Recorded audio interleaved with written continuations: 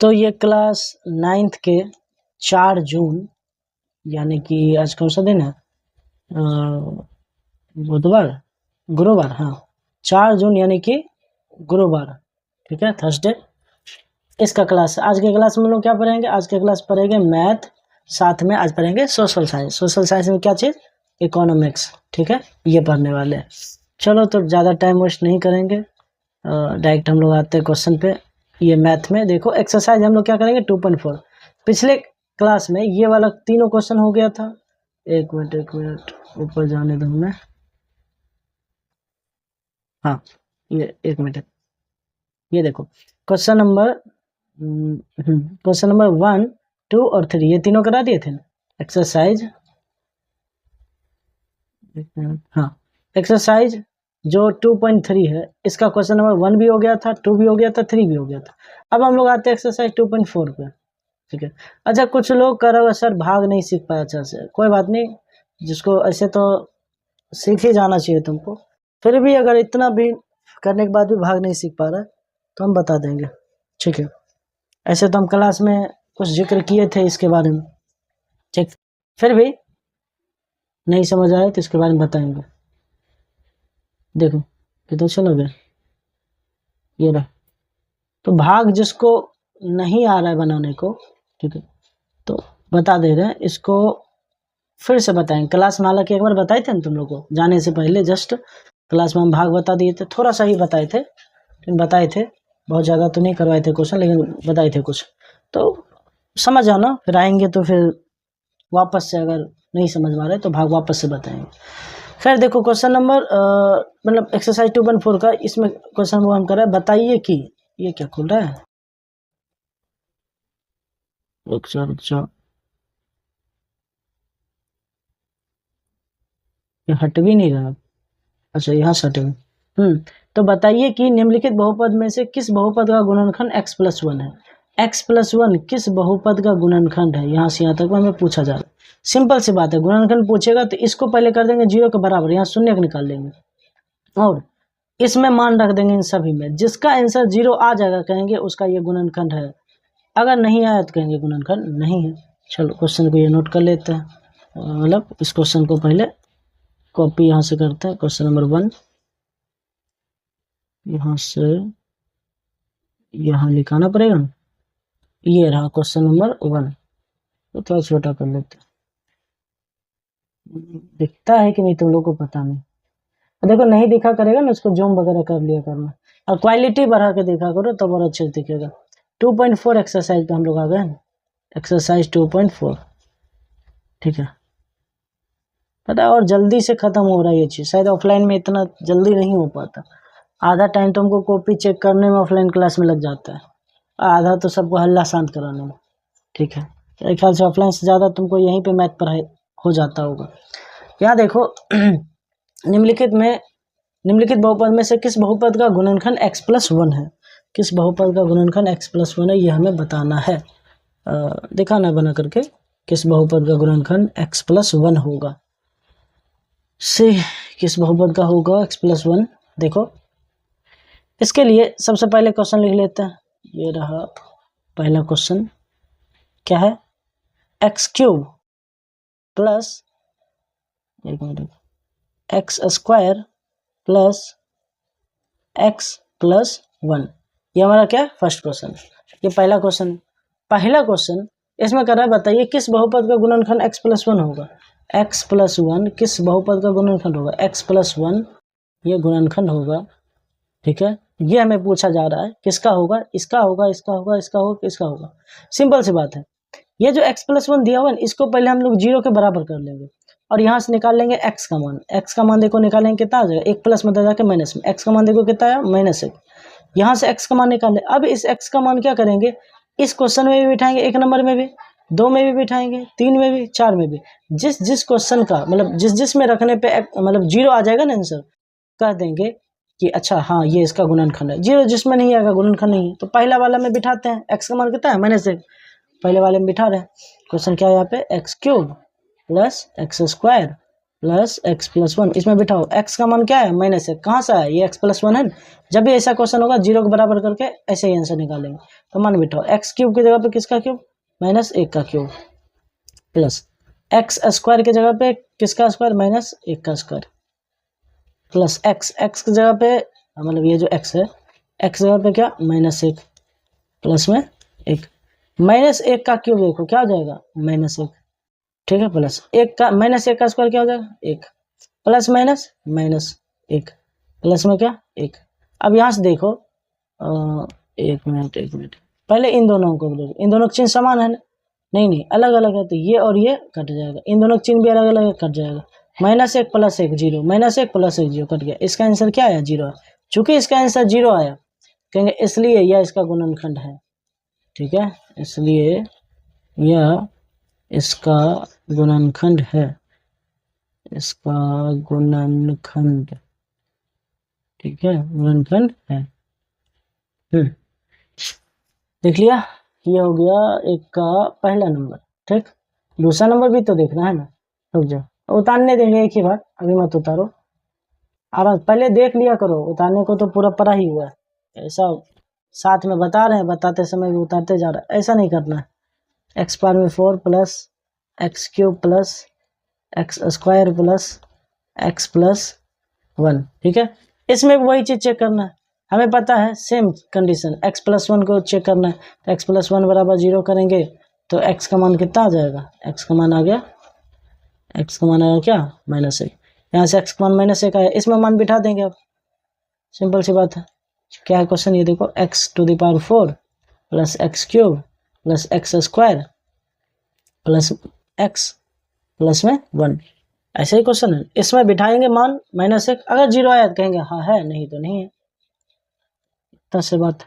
X के power में देखो यहाँ पे एक मिनट माइनस 4 है, तो एक माइनस एक के पावर में 4, एक्स का मान माइनस एक आया है तो माइनस एक के पावर में 4 प्लस एक्स क्यूब यानी कि माइनस एक का क्यूब प्लस एक्स स्क्वायर यानी कि माइनस एक का स्क्वायर प्लस एक्स यानी कि माइनस एक प्लस में एक, क्या देखो माइनस एक का एक के पावर में 4 कितना हो जाएगा बताओ, माइनस एक को 4 बार गुना करेंगे, देखो माइनस एक गुना माइनस एक गुना माइनस एक गुना माइनस एक, मतलब ये सब जगह ब्रैकेट होगा, ऐसा गुना करेंगे, देखो माइनस गुना माइनस प्लस, फिर प्लस गुना माइनस माइनस, फिर माइनस गुना माइनस फिर से प्लस। तो सिंपल सी बात समझो, कोई भी माइनस वाला संख्या रहेगा ना, कोई भी रहे, उसके ऊपर अगर सम संख्या रहेगा उसका आंसर हमेशा प्लस में आएगा, कोई भी माइनस वाला संख्या रहे उसके ऊपर अगर कोई विषम संख्या रहे तो उसका आंसर हमेशा क्या आएगा माइनस आएगा। देखो ये माइनस वाला संख्या इसके ऊपर सम संख्या है तो इसका आंसर आएगा प्लस में, एक गुना एक 4 बार गुना करेंगे तो एक ही ना आएगा, एक मिनट इसको मिटाने दो,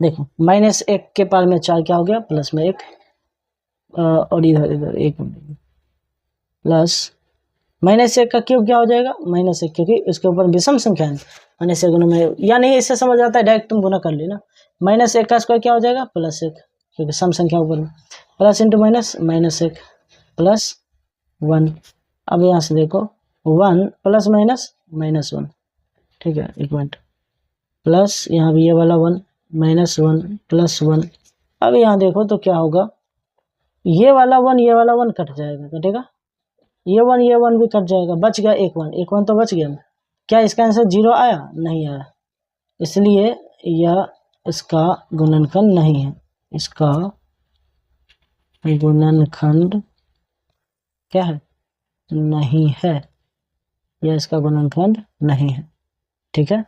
अब इस साइड में आ जाते हैं, क्वेश्चन नंबर 1 को लिख लेते हैं, क्वेश्चन नंबर क्या है, देखो क्वेश्चन नंबर 1 हो गया, 2 भी हो गया, 3 नंबर करेंगे हम लोग, 3 नंबर में भी सेम चीज़, ठीक है।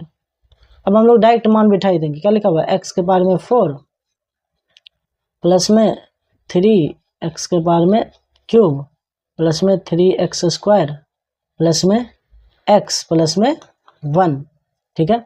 अब यहाँ मान बिठा देते सीधे, एक्स का मान हमें पता ही है, एक्स का मान कितना निकला हुआ माइनस एक, ठीक है, लिख देंगे सीधे मान ही बिठाते हैं, कितना बार मान निकाल ही लिए, तो x का मान बैठा देंगे, x के पावर 4 की जगह माइनस a के पावर में 4 हो जाएगा, प्लस 3 इंटू एक्स के पावर में क्यूब, मतलब एक्स क्यूब जो है ये क्या हो जाएगा, माइनस 1 का क्यूब हो जाएगा, प्लस 3 इंटू एक्स स्क्वायर की जगह पे ये हो जाएगा माइनस 1 हो जाएगा, ये हो जाएगा माइनस 1 का स्क्वायर, प्लस में एक्स ये भी हो जाएगा माइनस 1 और प्लस में 1, माइनस 1 के पावर में 4 क्या हो जाएगा प्लस 1, माइनस 1 का क्यूब माइनस 1 गुना 3 माइनस 3, माइनस 1 का स्क्वायर प्लस 1 गुना 3 प्लस 3, प्लस गुना माइनस माइनस 1 प्लस में 1, उधर वाला 1, यहाँ देखो माइनस 3 प्लस 3 ये कट जाएगा, ठीक है, एक में से एक ये भी कट गया, ठीक, तो इसका आंसर कितना आ गया 1।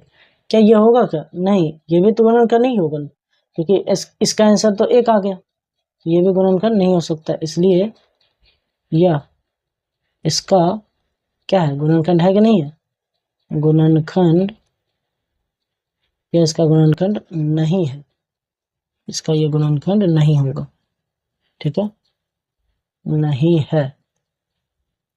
तो वीडियो जल्दी से मतलब रोक करके ये तीनों उतार लो, तब ये चौथा क्वेश्चन करेंगे, जल्दी से उतारना, रोको और जल्दी से पर नोट करो।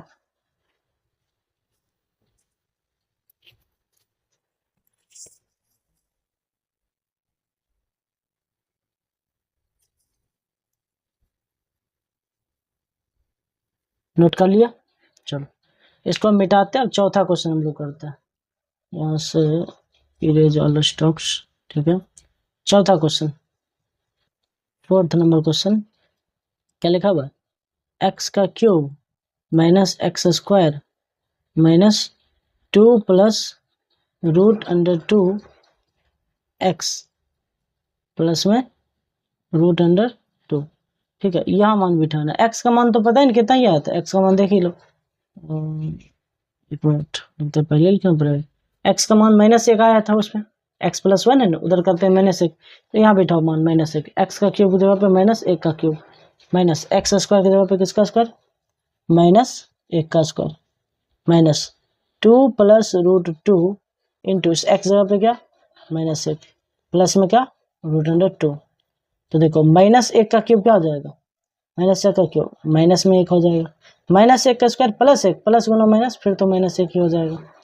अब देखो इसको गुना करते, यहाँ पे ही सब कंफ्यूजन, मतलब बहुत ज़्यादा कंफ्यूज हो जाता है कि यहाँ क्या होगा कैसे होगा, तो पहले तो इस माइनस को रहने दो, पहले इसको इससे गुना कर दो, 2 into -1 -2 root 2 into -1 minus root 2, ठीक है, देखो प्लस गुना माइनस माइनस प्लस गुना माइनस माइनस, फिर प्लस में क्या लिखा हुआ है रूट 2, अब ये वाला माइनस फिर इसके साथ वापस से गुना होगा, -1 अच्छा एक मिनट,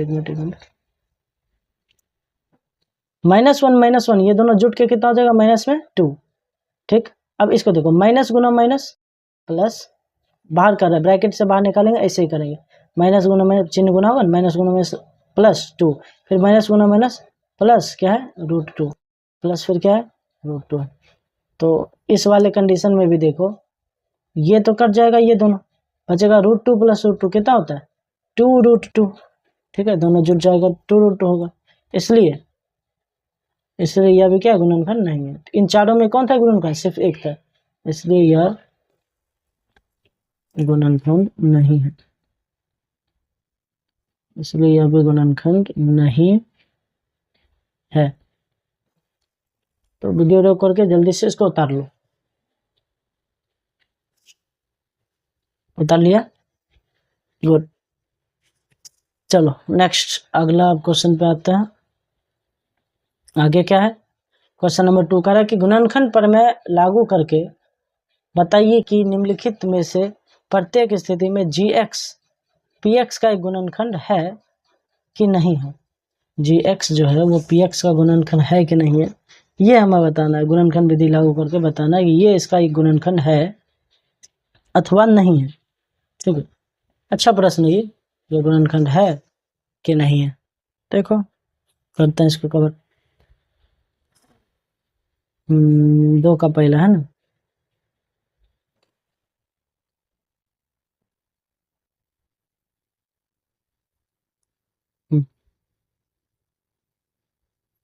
आगे आ जाते हैं, ये रहा,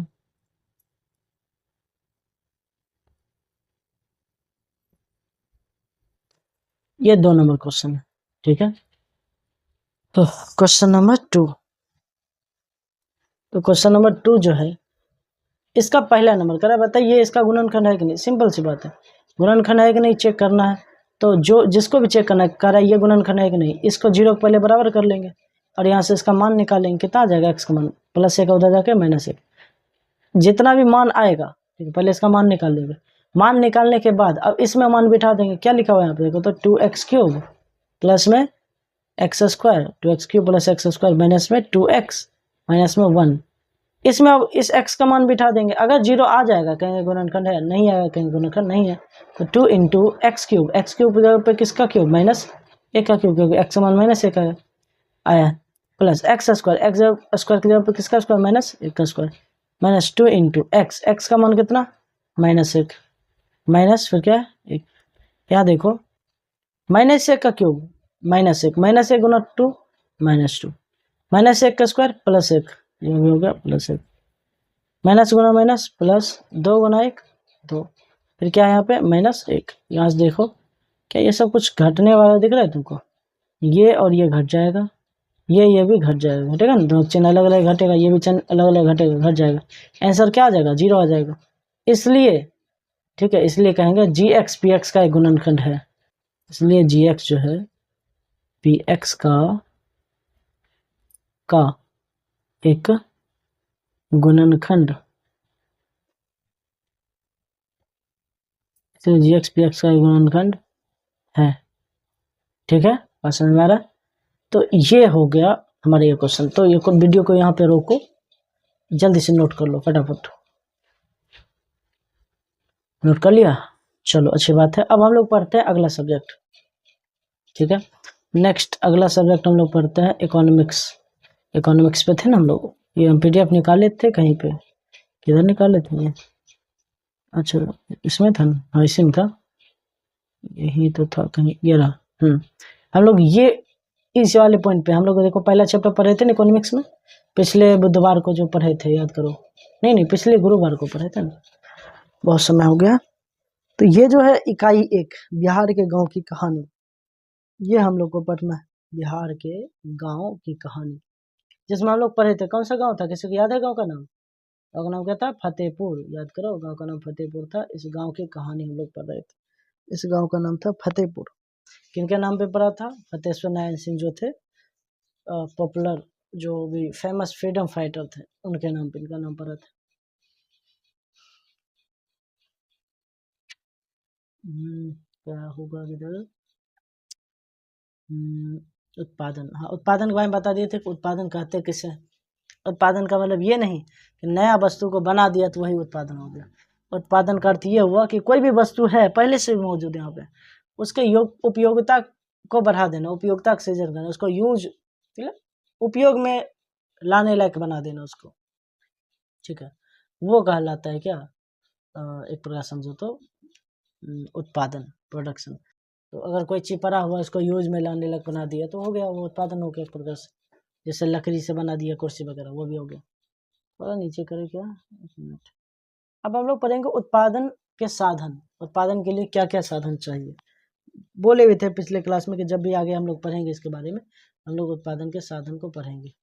तो ये उत्पादन के साधन, ये देखो ये रहा उत्पादन के साधन, इसके बारे में हम लोग पढ़ेंगे। उत्पादन के देखो क्या बोला जाए, उत्पादन के निम्नलिखित 5 साधन है। उत्पादन कितने साधन है, 5 साधन है। कौन कौन से? सबसे पहला क्या है, भूमि, ठीक है, लैंड, लैंड मतलब हो गया भूमि, ठीक है। तो सबसे पहला जो साधन है उत्पादन को, वह है लैंड। तो भूमि और लेबर, कैपिटल, ऑर्गेनाइजेशन, एंटरप्राइज, ये वर्ड सुना होगा बहुत ज़्यादा, एंटरप्राइज है, ठीक है। तो 5 चीज़ें चाहिए, भूमि, श्रम, पूंजी, व्यवस्था या संगठन, उद्यम या साहस। Land, labour, capital, organisation, enterprise, तो ये चीज़ें चाहिए होता है, ठीक है। तो इस केस में हम लोग सबसे पहले पढ़ेंगे भूमि के बारे में। उत्पादन के 5 साधन है, क्या क्या है, कौन कौन से।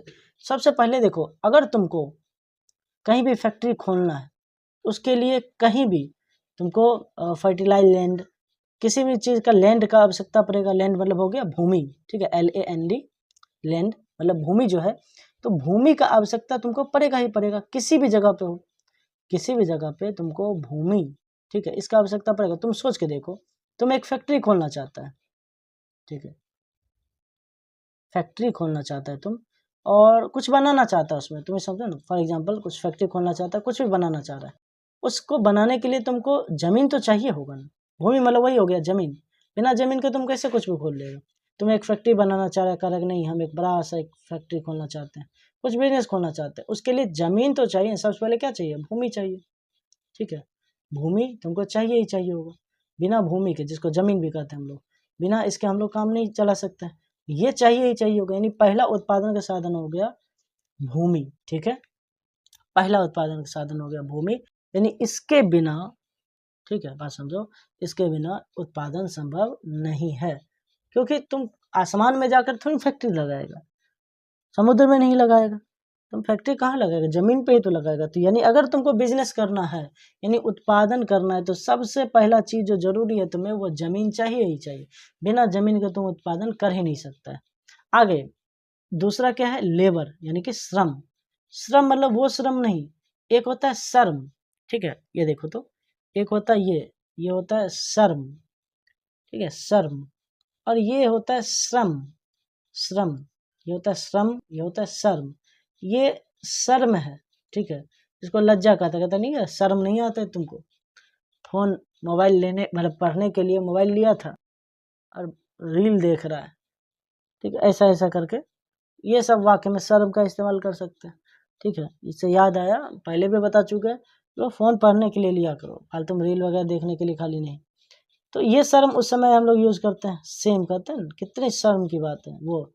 इस श्रम का मतलब होता है परिश्रम वाला श्रम हो गया, और इस श्रम का मतलब हो गया खासकर जो भी मजदूर होते हैं वो लेबर, ठीक है, वो चाहिए होगा ना, लेबर चाहिए होगा तुम्हें। बिना लेबर के कैसे तुम फैक्ट्री खोल पाएगा। तुम सोचो एक बहुत बड़ा फैक्ट्री खोला, क्या तुम अकेले फैक्ट्री के सभी मशीन को संभाल लेगा, सब काम तुम अकेले कर लेगा, बिल्कुल नहीं कर पाएगा। तुमको जरूरत होगा किसका, श्रम का जरूरत होगा, लेबर का जरूरत होगा ही होगा। बिना लेबर के तुम काम नहीं कर सकता है। अब लेबर को तुम हायर करेगा, तभी जाकर के उत्पादन का कुछ चीज संभव शायद हो पाए। तो क्या क्या जरूरी है उत्पादन के साधन में, भूमि जरूरी है, यानी कि जमीन चाहिए चाहिए, श्रम यानी कि लेबर, ये भी चाहिए चाहिए, बिना लेबर के हो ही नहीं सकता, ठीक है, लेबर भी चाहिए होगा, और भूमि तो चाहिए ही चाहिए हर हाल में। उसके अलावा जो चाहिए तीसरा नंबर चीज उत्पादन करने के लिए, यानी उत्पादन मतलब प्रोडक्शन, कुछ भी बनाने के लिए, वो चाहिए क्या, पूंजी, कैपिटल। अब जेब में रुपया ही नहीं रहेगा तो कहाँ से तुम फैक्ट्री लगाएगा, पूंजी चाहिए हमें। यानी अगर तुमको फैक्ट्री बनाना है, ये बड़ा सा कोई फैक्ट्री बनाना है, ये कोई फैक्ट्री बनाना है, ये इस फैक्ट्री को बनाने के लिए तुमको क्या चाहिए, एक चाहिए, एक प्रकार से समझो बढ़िया सा क्या, एक प्रकार से जमीन चाहिए, और लेबर भी चाहिए। और वो आएगा कब, जब तुम्हारे पास रहेगा क्या, पूंजी, कैपिटल रहेगा तब तो। तुम लेबर बुला लिया, जमीन बरास बात कर लिया, कहाँ जमीन लेंगे, रुपया ही नहीं है तो कहाँ से ये सब चीज होगी। फाइनली तो पॉइंट अटकता आके कहाँ पे, रुपया पे ही ना अटकता है, ठीक है। तो ये भी है एक पॉइंट, यानी कि एक प्रकार से समझो तो भूमि भी चाहिए, श्रम भी चाहिए, पूंजी ये चाहिए ही चाहिए, कैपिटल मतलब रुपया हो गया, पूंजी समझो ना, बिना रुपया के तुम कुछ कर ही नहीं सकता है। आज के युग में बिना रुपया के संभव ही नहीं है। तुमको अगर कहेंगे बिना रुपया के बिता लो एक महीना, बिता पाए, कहीं ना कहीं तुमको खर्च आएगा ही रुपया। कितना सारा काम होता है रुपया का, हर जगह रुपया लगता है, और फैक्ट्री खोलने में तो लगेगा ही लगेगा रुपया। ये सभी चीज चाहिए, ठीक है। तो इस चीज को, इन तीनों चीजों को पहले समझते, फिर इन दोनों चीजों को समझेंगे। जो भूमि है उसके बारे में देखो, तुम्हारा बुक क्या कहता है, कहता है भूमि जो चाहिए सबसे पहले उत्पादन साधन के लिए, वो ये है कि उत्पादन के लिए सर्वप्रथम भूमि की आवश्यकता पड़ती है। साधारण अर्थ में भूमि से हमारा मतलब जमीन तथा ऊपरी सतह से है, लेकिन अर्थशास्त्र में भूमि से मतलब प्रकृति प्रदत्त सारे मुक्त उपहारों से है। इस प्रकार भूमि के अंतर्गत भूमि की ऊपरी सतह के अतिरिक्त पहाड़, जंगल, नदी, हवा, धूप, खनिज आदि ये भी सम्मिलित है इस भूमि में। अर्थात प्रकृति द्वारा मुफ्त में दी गई चीजों को यहाँ पे भूमि कहा गया, इकोनॉमिक्स के दृष्टि से, ठीक है। प्रकृति के इन मुक्त उपहारों से सर्वदा उत्पादन में सहायता मिलता है। भूमि उत्पादन का एक निष्क्रिय साधन है, पैसिव फैक्टर है, लेकिन फिर भी इसे उत्पादन का मौलिक साधन माना जाता है। मतलब भूमि कुछ करता नहीं है उत्पादन में, लेकिन फिर भी इसको तो सबसे हेल्पफुल साधन कहा जाता है, बिना बिना इसके तो उत्पादन संभव भी नहीं है। ठीक है, तो जमीन चाहिए ही चाहिए होता है। इसी के ऊपर प्रोफेसर मार्शल भी बोलते हैं कि भूमि का मतलब केवल जमीन की ऊपरी सतह से नहीं, वरन उन सभी पदार्थों तथा शक्तियों से जिन्हें प्रकृति ने मानव की सहायता के लिए भूमि, जल, प्रकाश तथा वायु के रूप में निःशुल्क प्रदान किया है। ठीक है, आज में हमारा ये चीज हमें पढ़ना है अब अगले दिन। ठीक है, इसके बाद का चीज तो ये सभी अभी अभी हम लोग पढ़े। क्या था ये पूरा पढ़े। डिलीट भी तो इरेज जल्दी नहीं होता है। क्लियर का ऑप्शन है क्या इसमें? नहीं है। आज का तुम लोग का क्लास समझो लगभग ओवर हो गया। अब आराम से कॉपी वगैरह तुम बंद कर सकता है, कोई इशू नहीं। ठीक है, चलो तो हम लोग मिलेंगे अब कल के क्लास में। ठीक है, नेक्स्ट कल के क्लास में हम लोग मिलेंगे। तो अभी क्लास बंद कर सकता है। ठीक, कल मिलते हैं कल के क्लास में। आज का क्लास यहीं ख़त्म होता है तुम लोग का।